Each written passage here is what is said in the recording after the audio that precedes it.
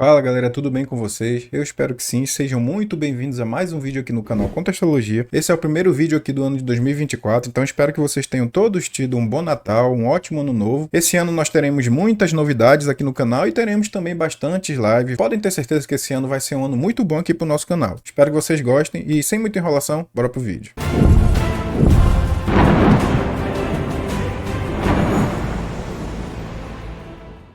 The London Hammer, o martelo de Londres. Mas prestem bem atenção, gente. Essa Londres não é a Londres britânica, e sim uma Londres americana, uma cidade localizada em uma região bem remota do Texas. E foi lá que em 1936, o casal Marx Hahn e Emma Zadok encontraram um item que viria a se tornar objeto de diversas conspirações alguns anos depois. Mas vamos começar do início. Algumas versões da história afirmam que o casal encontrou o item em uma trilha próxima a uma mina de carvão. Mas na verdade, gente, o registro de Max é totalmente diferente. Ele relata que a pedra que envolvia esse item estava dentro da mina e não fora da mina, como dito por outros. Inclusive, gente, essa mina de carvão já havia sido abandonada há pelo menos 70 anos, após ter sido inundada. E lembrando que nós estamos falando aqui da década de 30, ou seja, se na década de 30 a mina já estava abandonada há 70 anos, isso significa, gente, que a época de utilização dessa mina remonta mais ou menos até ali os anos 1850, 1860. E guardem essa informação porque ela é muito importante para o objetivo desse nosso estudo. Mas voltando para a história, 11 anos depois, já em 1947, Harold Butler, um geólogo local amigo do casal, avistou esta mesma pedra quando passeava com Max pela propriedade e logo notou que era uma concreção e não uma rocha comum. Então Butler pediu permissão para examinar a formação, pois provavelmente poderia haver um fóssil ali dentro. Nós já falamos de concreção em algumas lives, gente, inclusive em uma live da Pegada de Mester que eu vou refazer, só que não em formato de live, vou refazer em vídeo mesmo e vou postar aqui no canal futuramente também, tá? Mas resumindo, vocês vão entender mais pra frente aqui pelo vídeo o que é uma concreção. Por enquanto, vamos continuar com a história. Então, Max permitiu que o amigo estudasse o item. Foi assim que eles acabaram descobrindo que dentro daquela massa de pedra havia um martelo com cabeça de ferro e cabo de madeira. E, gente, só pra constar, essa descoberta não ganhou notoriedade nessa época, até porque quem descobriu ela ali foi um geólogo. E como eu disse pra vocês, ele sabia muito bem que aquela era uma concreção e quanto tempo ela levaria pra se formar. Por isso, ele não criou alarde algum. Os dois acharam interessante, registraram aquilo e o Max, que era dono da propriedade, acabou doando aquele item para o Butler, pois ele foi o geólogo que identificou que poderia haver algo dentro daquela concreção. Sendo assim, o Butler levou a pedra para casa, arrumou direitinho lá no porão dele e deixou lá. E mais ou menos 40 anos depois, ou seja, em 1980, após o falecimento já do Harold Butler, o geólogo que identificou a pedra lá com o Max, esse item acabou ganhando conhecimento do público e gerando aí diversas teorias da conspiração, que eu prefiro chamar de, na verdade, pseudo-hipóteses. Ah, gente, mais um ponto que eu esqueci aqui, tá? Quem encontrou a pedra no porão do Harold Butler foi o neto dele, por não ter conhecimento de geologia e nenhum geólogo que pudesse indicar para ele de que se tratava aquilo, ele acabou achando interessante, colocou à venda e esse item foi comprado por um homem chamado Carl Baug. Eu não sei se vocês conhecem o Carl Baug, ele é responsável por um museu de criacionismo, o primeiro museu de criacionismo do mundo. O Butler morreu, o neto dele achou a pedra lá no porão, achou interessante,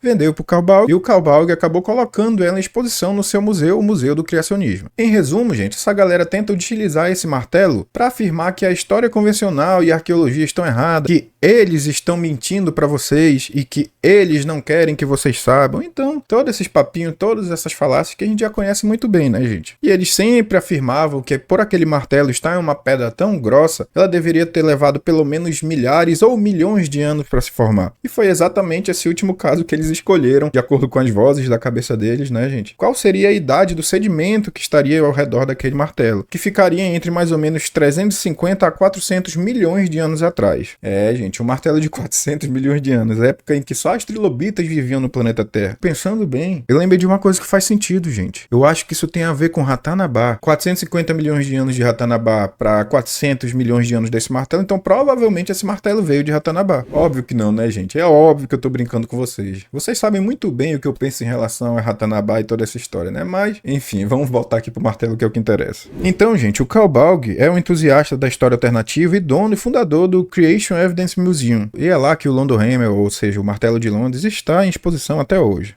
Mas, gente, como será que eles chegaram a essa data de 400 milhões de anos? Boa pergunta. Nenhum teste científico foi realizado no objeto, com exceção de um teste que indicaria o nível de enxofre contido naquela cabeça de ferro do martelo, mas isso em nenhum momento poderia indicar a idade do martelo em si, pois outros testes, como o teste de carbono 14, seriam necessários, pelo menos ali no cabo, que nós sabemos que, sendo de madeira, é orgânico, então poderia sim ser realizado o teste de carbono 14 naquele cabo, se o Bolg permitisse essa realização. Mas esse é o ponto, ele nunca permitiu. E, gente, mais de 16 instituições há anos tentam convencer o Bolg a liberar pelo menos uma lasquinha que seja, não precisa de muita coisa, gente. O pessoal pensa que precisa tirar um pedaço grande, vamos tirar uma boa lapada aqui do cabo desse martelo. Não, gente, uma lasquinha que seja de madeira já é suficiente para fazer o teste. Mas pro Bolg não valia a pena, ele nunca quis tirar essa lasquinha e ele obviamente nunca permitiu que fosse realizado um teste de carbono 14 ou qualquer teste que pudesse indicar realmente, cientificamente, de acordo com o método científico e os critérios científicos, a idade daquele item. Então, gente, essa idade de 400 milhões de anos não tem base científica nenhuma, exatamente por ele não ter sido cientificamente analisado. Como que você quer indicar a idade de um objeto que pode ser datado cientificamente sem fazer os testes científicos que datariam cientificamente aquele item? É óbvio que ele não permitia esses testes porque ele sabia que eles dariam uma idade bem menor, gente. E ele não queria, obviamente, perder a atenção que as pessoas davam para o item mais importante do museu dele, que era assim como ele descrevia. Descrevia não, descreve, porque se eu não me engano ele ainda está vivo. Depois eu vou confirmar aqui e falo. O ponto é que não houve teste científico algum que pudesse identificar ou apontar qualquer idade daquele item. Dito isto, vamos seguir em frente. Bom, gente, vocês lembram que no início eu falei, né, que esse martelo não ganhou notoriedade na época de sua descoberta, exatamente por ter sido descoberto por um geólogo que conhecia muito bem o que seria aquele artefato. E por saber do que se tratava, ele não fez alarde algum, apenas guardou o artefato em seu porão, onde ficou por 4 décadas, gente. O item só veio a ganhar notoriedade, como já dito, nos anos 80, após a morte do Buffer, como eu já falei pra vocês. Mas como vocês sabem, gente, eu vou parar de enrolar, gosto de ser bem direto, então vamos lá.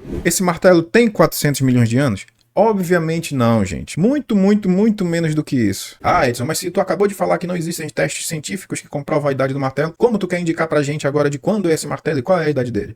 Bom, gente, utilizando o mesmo método científico que seria utilizado se esse martelo tivesse sido estudado cientificamente. Nós não vamos ter os testes de carbono 14 que vai nos indicar a idade da madeira. Beleza, mas isso não vai fazer falta aqui, pois na história e arqueologia existem outras formas de validação. Nós vamos utilizar exatamente uma outra dessas aqui nesse vídeo. É bem simples, gente. Consiste simplesmente em identificar o objeto e procurar outros objetos de épocas diferentes que se assemelhem àquele objeto em si. Após encontrarmos esses objetos, nós vamos passar para análise geográfica. Geográfica por quê? Por causa da localização. Ou seja, se aquele artefato que é semelhante ao que nós estamos tentando comparar aqui estiver em outro local totalmente diferente, em outro continente, enfim, em outra parte do mundo, essa comparação ela fica um pouco mais difícil, né, gente? Mas e quando nós encontramos itens do mesmo tamanho, que foram feitos com o mesmo tipo de forja, tem a mesma forma e o mesmo objetivo, ou seja, também são martelos, e principalmente obedecendo essa última parte geográfica que eu falei para vocês, são encontrados no mesmo local, na mesma região, e eram utilizados exatamente em Minas.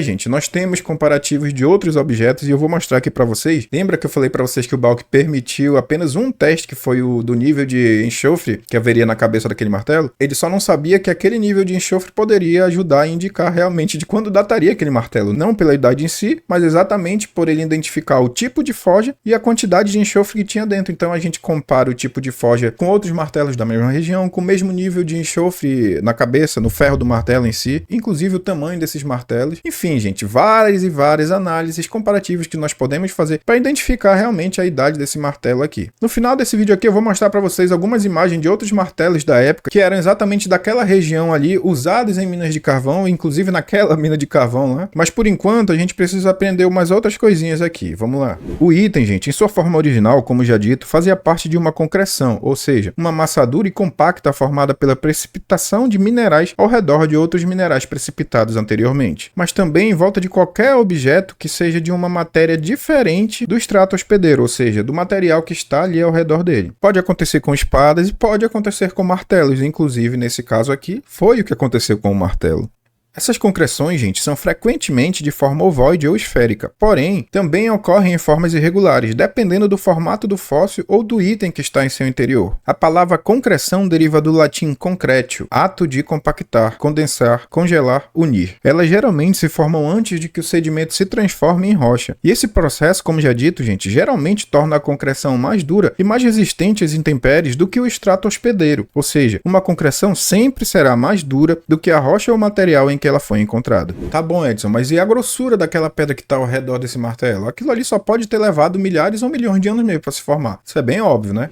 Não, gente, não é nada óbvio. Aquilo pode se formar em bem menos tempo e nós temos diversos exemplos disso que eu vou mostrar aqui para vocês. Uma concreção ferrosa, gente, pode se formar em dezenas de anos em qualquer lugar que o ferro tenha sido deixado em contato com o solo, a água e minerais reativos. A região dessa cidade de Londres, ali no Texas, é exatamente conhecida por seu arenito ordoviciano, uma rocha macia e solúvel, feita de carbonato de cálcio. A água da superfície nessas áreas, gente, carrega altos níveis de minerais lavados das rochas ao seu redor, e quando encontram ferro ou qualquer outro mineral já formado, reagem juntamente com ele, grudando em seu exterior. Isso acontecendo por dezenas de anos já cria concreções, gente. É bem simples. Vocês entenderam mais ou menos o que é uma concreção, gente? Digamos que nós temos aqui um terreno de sedimentos, certo? Nós depositamos aqui um item qualquer que seja, deixa eu ver algum. Aqui, o nosso cilindrozinho cuneiforme. E nós depositamos aqui esse cilindro cuneiforme. Isso sendo dentro de uma caverna que é rica em carbonato de cálcio, como já dito, gente, após algum tempo essa mina acaba sendo inundada. E a água dessa inundação lava essas paredes e passa por esse item, deixando e grudando ali esse mineral, esse carbonato de cálcio ao redor desse item. Isso vai acontecendo, ele cria uma crosta ao redor, o tempo vai passando, os anos vão passando, a água vai passando, vai grudando mais carbonato de cálcio aqui ao redor desse item e vai se formando uma concreção, ou seja, uma massa compacta de rocha ou sedimento duro no caso, e essa massa vai crescendo, vai crescendo, vai crescendo, vai crescendo e acaba se tornando uma concreção de forma ovoide ou de qualquer outra forma. Nesse caso a pessoa vai, quebra essa concreção e obviamente dentro dela ainda vai encontrar ou o fóssil, nesse caso aqui, o nosso cilindrozinho, certo? Então, só para exemplificar aqui para vocês de maneira mais visual, digamos assim. Nós temos inclusive ursinhos de pelúcias que são petrificados em menos de 3 meses. Na Mother-Shipton's Cave, na Inglaterra, existe uma caverna que também é rica em carbonato de cálcio. A água que mina dessa caverna é rica nesse mineral, obviamente. Então, desde os anos 1800, começo de 1900 e até hoje, as pessoas penduram itens nessa caverna para que eles sejam petrificados. Petrificados não é bem a palavra certa. O que acontece ali, gente, é exatamente uma concreção. Esse é um fenômeno totalmente comum, gente. É conhecido por qualquer pessoa que tenha o conhecimento mais superficial da geologia. Tanto que eu não sou geólogo e conheço concreções há muitos anos. Nós temos diversos exemplos de concreções. Aqui nós temos uma concreção formada na água do mar, em torno de um prego de ferro de navio. Podem ver que é o mesmo processo. A diferença é que nesse caso aqui não era dentro de uma mina inundada e sim do fundo do mar. Nesse outro caso aqui, nós temos uma concreção em torno de um par de pinças. Mesmo processo, mesmo efeito, tá, gente? Ah, e outro ponto importante, essas concreções também se formam em terra seca. Nesse caso aqui, nós temos uma concreção em uma vela de ignição que data de mais ou menos 1920. Esse modelo de vela da marca Champion data exatamente de 1920. Então é bem óbvio que nós não precisamos de milhares ou milhões de anos para uma concreção se formar em torno de um item, gente. E essas balas de canhão que eu estou mostrando para vocês aqui agora, não existem há milhares e milhões de anos, gente. Na verdade, o item mais antigo desses que eu mostrei para vocês agora é exatamente essa concreção aqui, nessas balas de canhão, que afundou ali pela região da Espanha em mais ou menos 1740. Ou seja, o item mais antigo aqui, gente, não tem nem 300 anos. E olha só essa concreção que se formou em volta deles. Bom, gente, para nossa conclusão, a gente vai rever um pouco do que foi dito aqui no vídeo. O item foi encontrado em 1936. Em 1947 foi descoberto o martelo dentro do item, da concreção no caso. Nada aconteceu por 40 anos. Em 1980, Carl Baugh, dono do Museu do Criacionismo, comprou esse item. Desde lá ele se recusa a permitir testes científicos que vão apontar a idade daquele item, como o teste de carbono 14, levando em consideração o local e o contexto em que o item foi encontrado, dentro de uma mina rica em carbonato de cálcio. Era um martelo, ou seja, um martelo é utilizado em uma mina. E da informação de concreções se formando apenas em dezenas de anos, gente. Na verdade, até em meses, né, gente? Como eu mostrei os ursinhos para vocês. E diante de outros fatos citados, por exemplo, o tamanho, o formato e o tipo de forja utilizado nesse martelo, exatamente como esses outros que eu estou mostrando para vocês aí na tela agora, e comparando exatamente o local, a região e a idade e o tipo de forja, tanto de nível nível de enxofre, enfim, tudo isso que eu mostrei para vocês, que bate desses outros martelos aqui com o martelo de Londres lá, nós concluímos exatamente isso, gente, que o martelo de Londres era um martelo totalmente comum, utilizado em uma mina de carvão lá pelos anos 1850. Ele provavelmente foi esquecido, foi perdido ali na mina, e depois que a mina foi inundada, o alto nível de carbonato de cálcio que possuía as paredes dessa mina acabou contribuindo para a formação de uma concreção que se formou em volta daquele martelo, e com o passar de mais de 100 anos, essa concreção foi crescendo, depois foi encontrada pelo casal Max, e o buffer abriu, e por aí vai, e começa toda essa história, tá, gente? Então, resumindo, gente, é óbvio que esse martelo não tem 400 milhões de anos. Eu tô mostrando aqui para vocês os martelos que são da mesma época, da mesma região, eram utilizados em minas, tem o mesmo nível de enxofre na cabeça de ferro. Enfim, gente, caso encerrado, não tem para onde correr. Ele se recusa a deixar a gente realizar teste científico, mas a gente consegue, por meio da validação comparativa, saber ou pelo menos estimar a idade de um item. Pelo menos nesse caso aqui do martelo, nós conseguimos. E obviamente, né, gente, ninguém é obrigado a conhecer sobre concreção, sobre método científico, sobre método arqueológico. Mas se você é uma pessoa interessada e que curte esse assunto, não custa nada pesquisar a fundo, gente. Vocês sabem, eu sempre falo que não precisa acreditar em mim, eu sempre deixo aqui os links na descrição das fontes e referências científicas que eu utilizo. E nesse caso aqui não vai ser diferente, eu não vou ter um artigo científico para colocar aqui na descrição sobre o martelo, mas eu vou obviamente colocar artigo científico explicando sobre a concreção. Se não gostou, achou que a fonte não é crível, não é confiável, pesquise mais, pesquise por conta própria. Eu garanto para vocês que pesquisar artigos científicos e livros acadêmicos nunca vai trazer nenhum prejuízo para vocês, gente. Na verdade, pelo contrário, vai impedir que vocês caem nesse tipo de falácia e pseudoteoria que, hoje em dia, infelizmente, é o que domina a internet, tá, gente? Mas então, gente, é isso aí. Espero que vocês tenham gostado. Se gostaram, deixem o like aí. Se não for inscrito, se inscreva no canal. E eu garanto que você só tem a ganhar se inscrevendo aqui nesse canal. Mas dito isso, gente, muito obrigado para quem assistiu aqui até o final. Eu vou deixar agora mais 2 vídeos aqui para vocês continuarem assistindo e ajudando o nosso canal. E muito obrigado, galera. Valeu e até o próximo vídeo.